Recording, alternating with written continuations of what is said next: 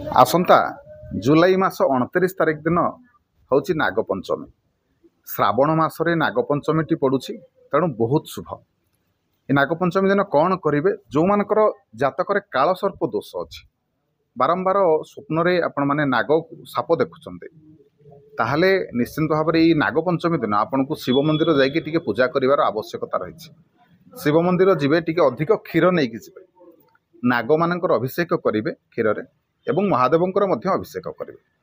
अभिषेक टिके करेंगे एवं आ गोटे कथा गोलाप फूल गोटे निहाती भाव में नहीं कि महादेव को समर्पण करेंगे एवं से पूजा कर सारिबा परे से फूल को पुणी नहीं आसबे आणिकी आपण को मुंडरे मारिकी आपण को ठाकुर घरे रखिबे।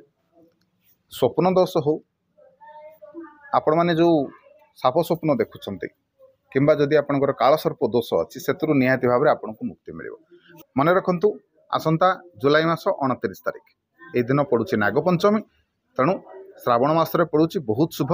निहाती भाव में दिन मंदिर जाकि दर्शन करूँ क्षीर नहीं कि मन रखु। वीडियो भल लगे वीडियो को समस्त शेयर करेंगे, वीडियो को लाइक करेंगे, चैनल को सब्सक्राइब करने को अनुरोध रही। जय जगन्नाथ, जय शिव शंभु।